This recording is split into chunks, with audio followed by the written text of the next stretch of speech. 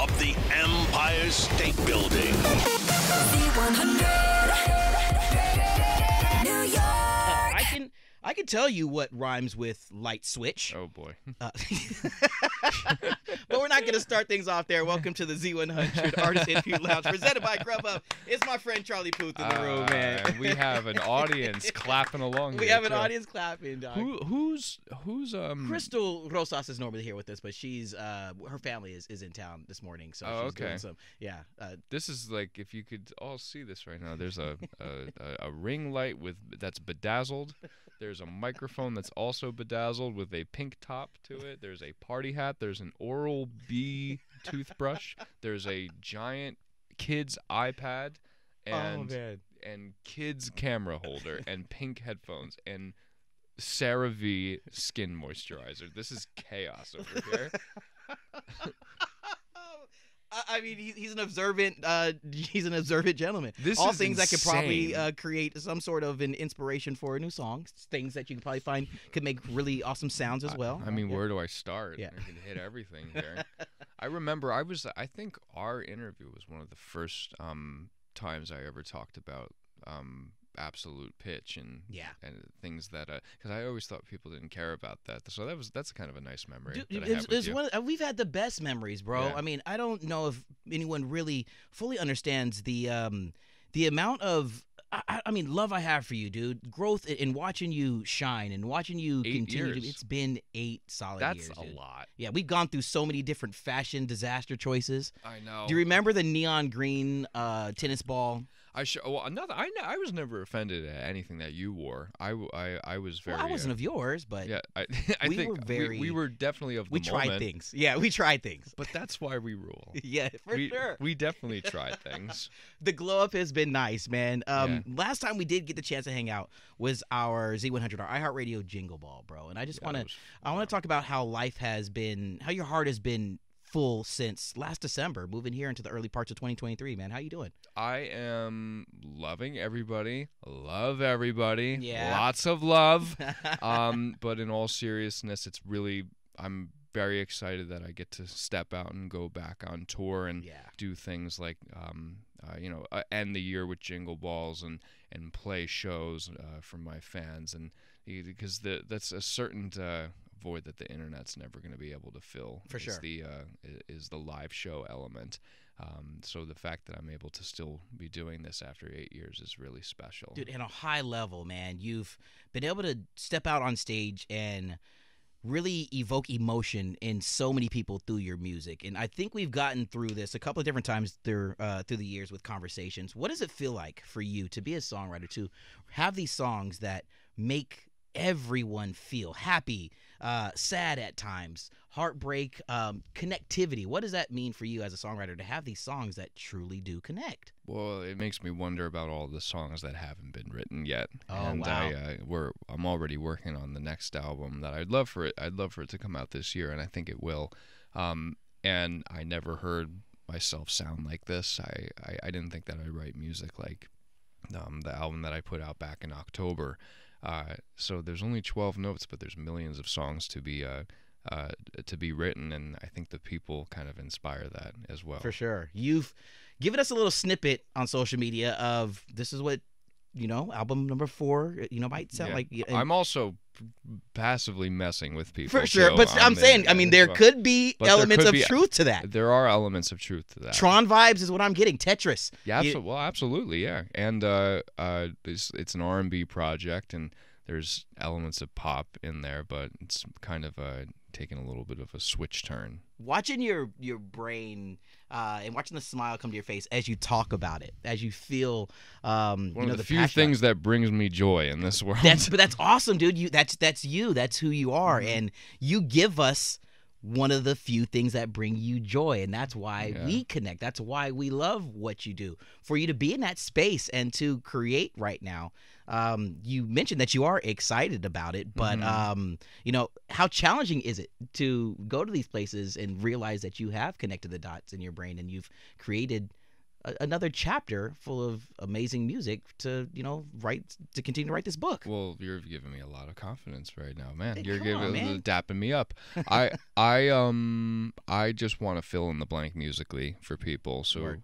people that might not have as many adjectives in the back of their brain when they're trying to describe a situation, if they can press play or turn on the radio to a song that can describe the feelings that they're trying to convey, then I've done my part. Yeah, you do a good job, man. I will bring you back before we move on to another project that you got going on. To Jingle Ball a bit, there was, and I think it's a mutual friend of ours. He's probably given you a handful of $2 bills at some point in time during the show. $2 Steve? Yeah, we know $2 Steve. We know $2 Steve. I love Steve. He and I had one of the most amazing and touching moments, and I don't say this for anything other than I know how much he's meant to you just as a friend, how much he means to me as a friend, as we all know. I mean, I've also known him, Steve, for 8 years too. He's been at every show. Every show. He and his sister, or excuse me, his daughter, his wife.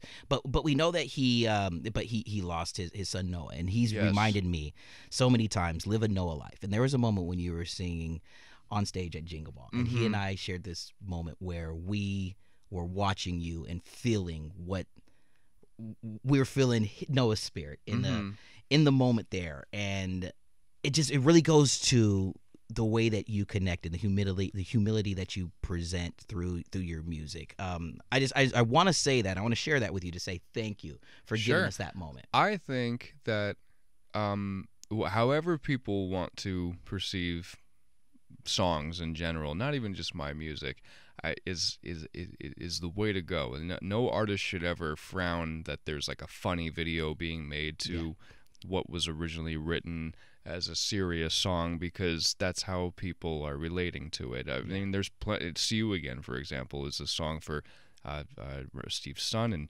remembrance, but it's also a song for graduation, and it's also a song for overly distorted clips of me falling on the Kids' Choice Awards. That's any way that people want to enjoy the music is fine. It's special, dude. Yeah. All right, let's swing over to some new stuff here, man. You've got a beautiful record with Dan and Shay and Sabrina Carpenter. Yeah. On an edition of That's Not How This Works. But what's it like when you're getting to collaborate with other people that you are friends with, that you're maybe pulling inspiration from, and to know, we can work together and make beautiful stuff happen as a unit? Well, we had written this 3 years ago, in April 2020. And the song just never came out. And I'm not in any particular album cycle right now, but I couldn't let another year go by and not have this song out. So I figured, why not just put the guys who wrote the song with me on the song? And I had been talking to Sabrina about being in the video, and then I remembered that she's also a great singer as well. Amazing. So just it's a unusual multi-collaborative thing, but it somehow works. Whose idea was it to turn this into like a short film? Even? It was me and my creative director Matthew. I'd say that I love when people see a piece of film first and then see the shortened music video and see bits and pieces of the film sprinkled in there. It provides a little bit of a narrative, maybe some perspective, and it's heavy stuff, but it kind of makes it like a little roller coaster ride. Look at this segue. Are we gonna see that type of visual make its way to the Great American Baking Show? Oh yeah, can you believe that? I have an actual TV show now. Round of applause for that. Thank dude. you. You'll probably be on the TV show too. I mean, it's a real show about my life. Let's go. And I gotta think of a title for it. I think it'll be called Note to Self. Note to Self. Yeah. All right. So as you start to create and think about branching into different, challenge yourself to do those different things. What goes into those types of meetings, thoughts? Like, do you wake up one day and think, I'm new challenge, let's go for it, let's tackle it head on? Well, it's just like when you see me on TikTok, it's gonna be just a bit more professionally filmed. It's I document my life and how music kind of comes into my brain and then narrates what the rest of the day is gonna be like. It'll be that. Yeah, dude. opening up your life and letting us in even more so. Frightening. All right, that was gonna be the man. But exciting. Yeah. Do you know what I mean? Do you hold back? Do you you know what I mean? You can't really. I mean, there's some things that you really just shouldn't share with the public, but I'd say the wine cork is like gently in there. Okay. I don't want to free flow and just dump wine everywhere. It's just really cool, man. I mean, I watch Roku because I don't like paying a lot of money for cable. Yeah. And exactly. I mean, the perfect. The shows I'm a big fan of Roku as well. You know, hell yeah. Yeah. And to know that there is going to be another opportunity to see a friend. You know what I mean? To flip through to, like I said, to watch a baking show and then go to something else. And then I can even pop onto my Degrassi channel on Roku. Hell yeah. Do you see what I'm saying? Bright and beaming right on your home screen. On it. This. On it, dude. It gives me joy, you know, to see my friends win. You know what I mean? Well, thanks, man. Of course. Let's move into the more winning that's going on.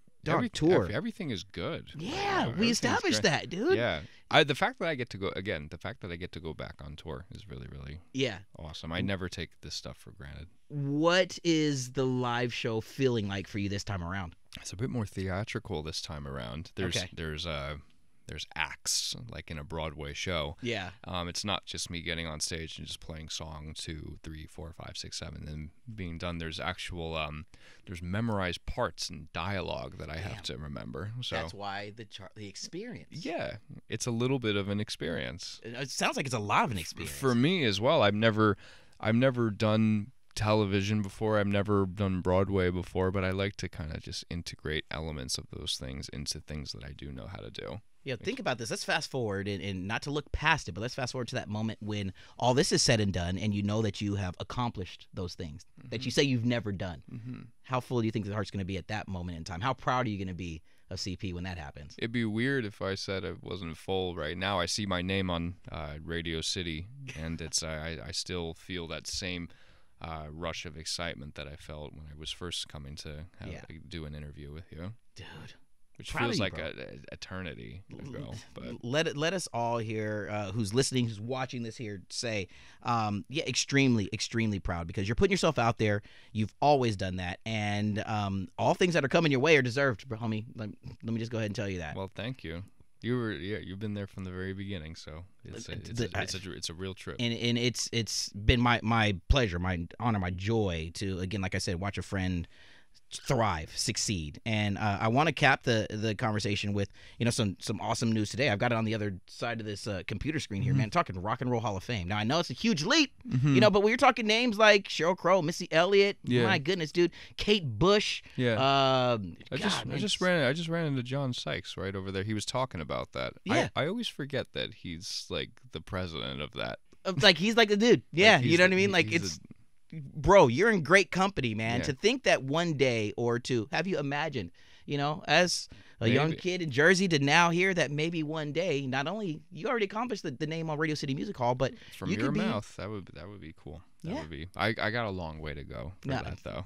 Understandably, but for those folks that maybe you pulled inspiration from that are there, that you have maybe created with, written with, right? What does it mean to you to be in that company already? It is very cool. Yeah. And I'll never think it's not cool. And I'm humbled and I'm honored to even be considered to be part of that conversation. Dude, man, again, the word that I want to really, implant on this conversation is proud. How proud we are to listen to your music, how proud we are here at Z100 to play your music. How proud I am. As always, a hometown station, dude. I know how much it means to you, but it's just something that it means to me a lot to know that I get to do and we around here get to do something special for you. And I just don't ever want you to forget that, dude. Seriously. Well, thank you, Max. Yeah, man. This is my guy here.